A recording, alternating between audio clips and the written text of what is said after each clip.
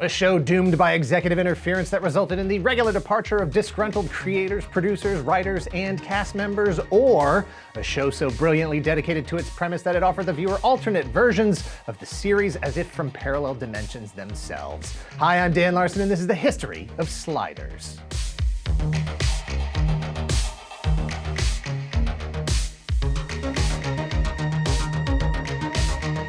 Sliders is a live-action television series that aired 88 episodes over 5 seasons over 2 networks from 1995 to 2000. It's like Quantum Leap, it's like Quantum Leap, but it's like Quantum Leap.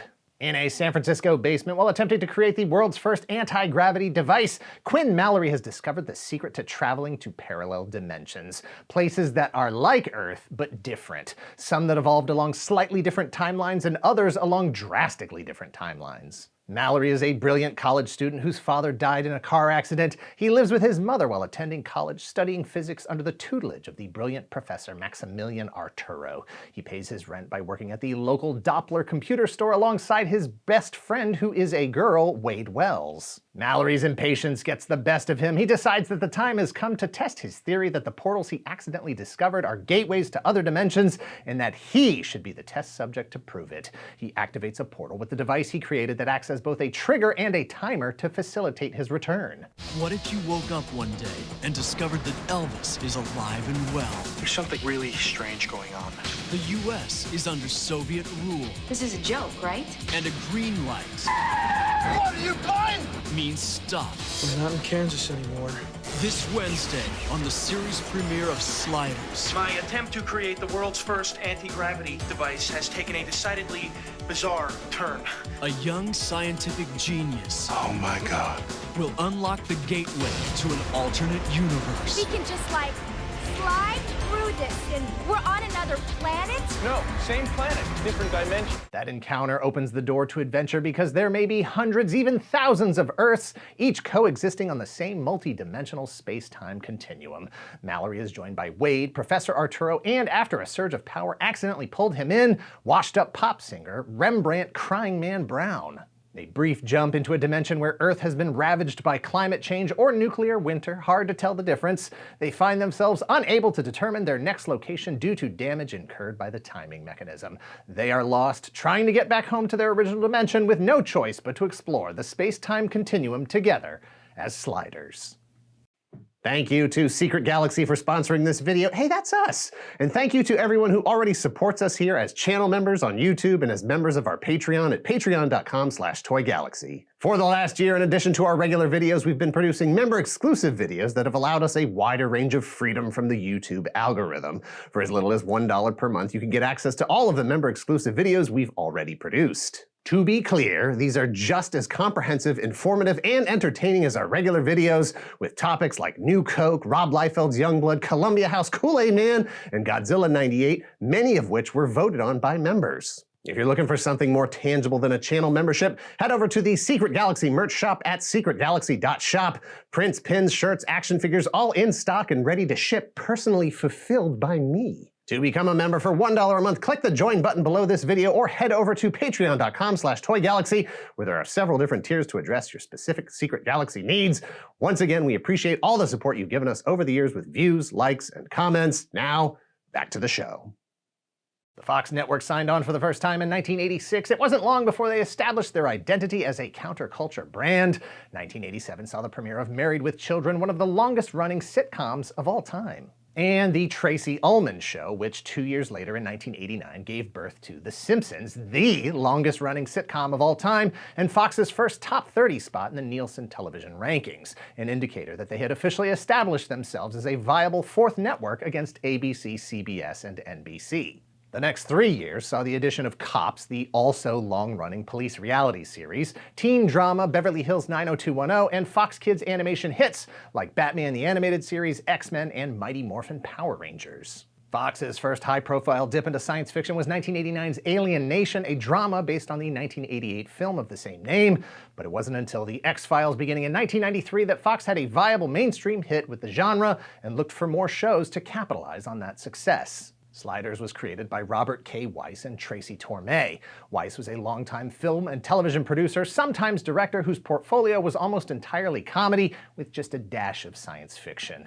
The Blues Brothers in 1980, the Police Squad TV series in 1982, and subsequent Naked Gun movies in the 90s, Dragnet in 1987 based on the 1960s TV series of the same name. Weiss was an executive producer on Weird Science, the 1994 television adaptation of the 1985 movie, which ran 88 episodes over 5 seasons on the USA Network. Torme was the son of singer, songwriter, Grammy Award winner, and actor Mel Torme. He was born in 1959 in Los Angeles, where he developed a love for science fiction through films like 2001: A Space Odyssey and The Planet of the Apes. He started writing for television in the late 70s on a Canadian sketch comedy series called SCTV. From there, he went on to write for Saturday Night Live in 1982 and was both a writer and executive story editor on Star Trek: The Next Generation during the first 2 seasons in 1987 and 1988. According to interviews with Torme, the idea for Sliders was inspired by several things, but none more significant than a book he read. The book, whose name is not mentioned, detailed a story about George Washington during the Revolutionary War. As Washington sat on his horse, 8 or so British soldiers snuck up behind him, aimed their guns, and fired. Miraculously, they all missed. Torme was fascinated by that moment in history and how things might have drastically changed if just one of the British soldiers hit him. He began to think about the possibility of a world where that very thing may have occurred and other parallel dimensions beyond. Torme and Weiss were both heavily influenced by science fiction, television, movies, and books that had come before. They cite things like the television series The Twilight Zone, The Time Tunnel, Star Trek. Movies like The Wizard of Oz and It's a Wonderful Life, the Robert Heinlein book By His Bootstraps, and for Weiss in particular, the Scenes We'd Like to See strips in Mad Magazine. Torme said he learned a lot about the production of a television series during his time on Next Generation and, more importantly, felt encouraged by his conversations with Star Trek creator Gene Roddenberry, who Torme says treated him well and sparked his interest in taking the leap to create his own show. Torme has said that he and Weiss began development of Sliders while working on an unproduced feature film called Messengers of Deception. Torme wanted to make a show that was as true to his vision as possible and to do a unique blend of science fiction and black comedy. As he put it in a 2001 interview with Generation Series magazine, quote, "I always wanted the show to be an allegory about life here on our Earth. One of our first reviews called the show subversively funny, and I always liked that take." Sliders' cast was led by Jerry O'Connell as Quinn Mallory, at the time known for the role of Vern in the 1986 movie Stand By Me, but fresh off a starring turn as low-key superhero Andrew Clements in 3 seasons of the syndicated television series My Secret Identity from 1988 to 1991. O'Connell famously had to choose between Sliders or another Fox series, Party of 5. As he said in a 2016 interview with Yahoo.com, quote, "John Landis was one of the original producers on Sliders, and getting to meet him was a real thrill for me. From a genre standpoint, there's nobody better. I was at NYU Film School at the time, so I had studied these guys' work. I just knew with their involvement, Sliders could be something special." Professor Maximilian Arturo was played by John Rhys Davies, known for his role as Sala in the Indiana Jones movies, and, not for nothing, the first actor to portray Marvel's Kingpin in live action on The Trial of the Incredible Hulk. Rhys Davies was a classically trained actor, and O'Connell has said that he learned a lot from him about performance, professionalism, and, according to that same Yahoo interview, being single, saying, quote, "We went out clubbing on a regular basis." Wade Wells was played by Sabrina Lloyd, who starred as Patrick Swayze's 12-year-old daughter in the 1993 film Fatherhood. The fourth and final original Slider, Rembrandt Cryin' Man Brown, was played by Clavant Derricks, singer, songwriter, and Tony Award winner for creating the role of James Thunder Early in the original cast of Dreamgirls. Sliders made its debut on the Fox network as a mid-season replacement for The Great Defender, March 22, 1995. Some critics observed that Sliders seemed to be a little too inspired by other science fiction media like Quantum Leap, which ended 2 years prior in 1993 after 5 seasons. It followed Dr. Sam Beckett as he jumped unpredictably through time, hoping to one day find his way back home. Perhaps this is not the only world. Perhaps for every world where the coin came up heads, there exists another where it came up tails. A world where Hitler won the Second World War. A world where an Indian Columbus discovered Europe in 3 tiny sailing ships. A world where Elvis is still singing and Marilyn lived on to win a dozen Oscars. Worlds upon worlds, universe upon universe, lying as near to each other as pages in a book, yet each different, each telling its own story, an infinite number of worlds, all dimly dreaming of one another. And between them, perhaps there are doorways. Others suggested that Sliders was a bit too close to an unproduced 1992 ABC series called Doorways, created by George R.R. Martin. Doorways centered around characters jumping across parallel dimensions using a device that activates doorways. Despite having 6 finished scripts for Doorways, ABC chose to greenlight Lois and Clark for 1993 instead. Torme denied any influence from Doorways on Sliders since, he never worked on the show and never read the scripts. Wanted, 15 or 20 million Americans willing to go on the adventure of a lifetime. If you're looking for excitement... What is this, a loony bin? World full of vampires. Travel. I suggest a response that harkens back to our childhoods. And a real challenge. Isn't the guys on the world filled with love-starved women? Hang on, you're going on television's wildest ride. Let's go. Sliders premieres Friday at 8, 7 Central on Fox. Sliders wasn't the out-of-the-gate ratings bonanza Fox had hoped for and was immediately overmanaged by network executives. For instance, after the 2-part pilot aired, episode 3 was pushed back to air as the 5th episode, while episode 6 was pulled forward to air in the 3rd spot. Rather than let the narrative play out as written as a lightly serialized series, Fox tried to front-load what they considered to be the more exciting episodes that would be more likely to hook new viewers, ignoring the intended sequence of events. This obviously led to issues with the timeline of the series. Isn't that ironic? It wasn't until the last 2 episodes of season 1 that the airing order got back on track. See, technically, Fox bought a full season order. Delays in production of the second half of the season were caused by Fox attempting to force more action and less narrative connection between episodes. They insisted on the flexibility of airing episodes in any order, breaking the serialization that the production was going for. And that interference from Fox resulted in that season being broken into 2 seasons, with the second batch of 13 episodes, or Season 2, beginning in March of 1996. Season 2 continued to expand the world, or rather, worlds of Sliders, and the dangers of sliding along with the stark social commentary, despite the episodes once again being aired out of their intended order. The Sliders visited a world where men are almost extinct, a world where strict regulations were put on the use of technology after the creation and use of atomic bombs in World War II. They found a world where they have to fight to preserve the last copy of the US Constitution after it was outlawed, a world with actual psychics, a world where youth is king, and a world in the midst of an invasion by an extraterrestrial race called Cro-Mags, who have mastered dimensional sliding. We'll come back to that. Torme has stated that he was in a constant battle with Fox, trying to maintain the integrity of the show, the humor, and even the cast, a seemingly futile effort as Fox canceled Sliders at the end of the original episode order, or at the end of Season 2. It was the fans who made sure Sliders returned for a 3rd season in September of 1996 via a massive letter writing and phone call campaign.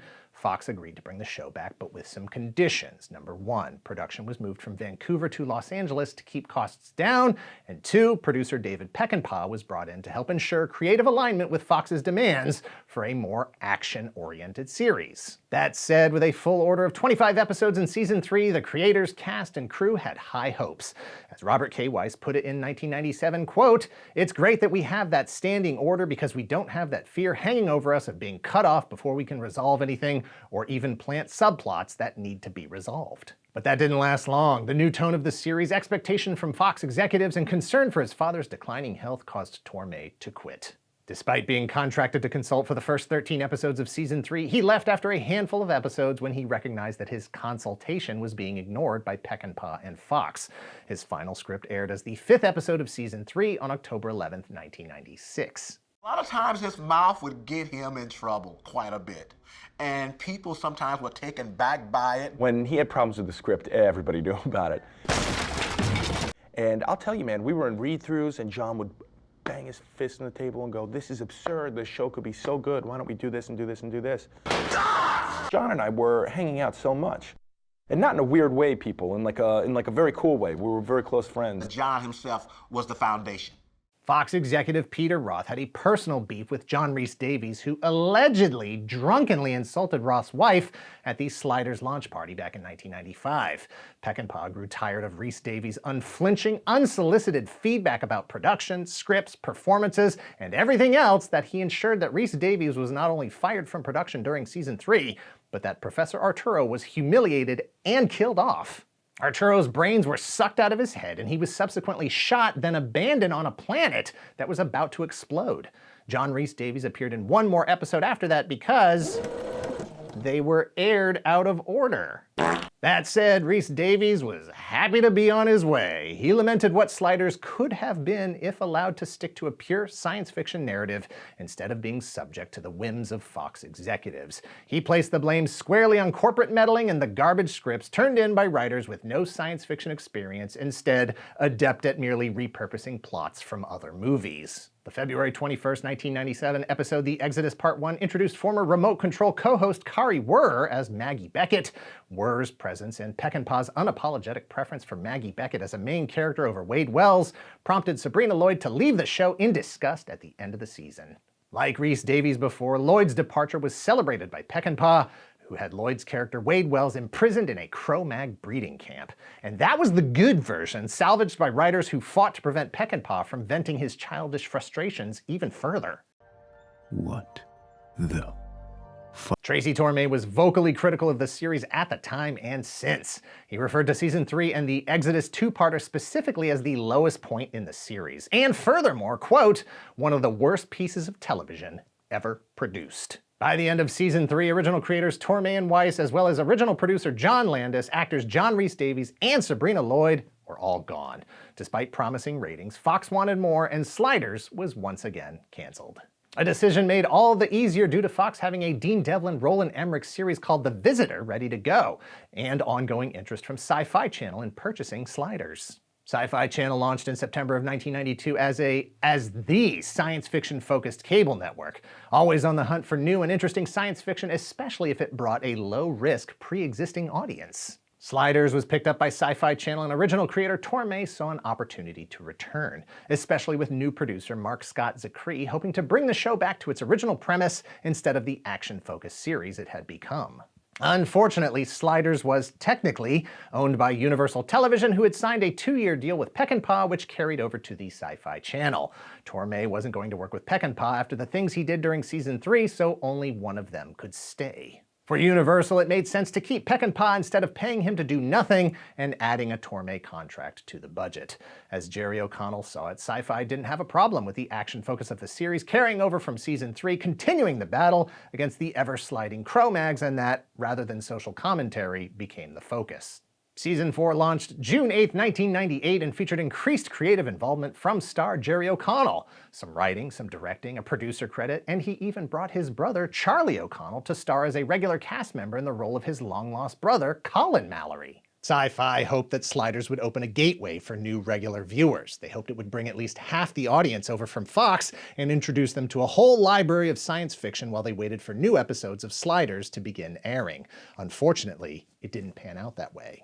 In fact, some of the original series that Sci-Fi hoped Sliders fans would latch onto were canceled during Sliders' run. Sci-Fi gambled and lost. They had never intended to make a season 5, but the ratings were strong enough to carry on. In fact, Sliders was their #1 show, which was an unexpected win. Sci-Fi found themselves in a tight spot.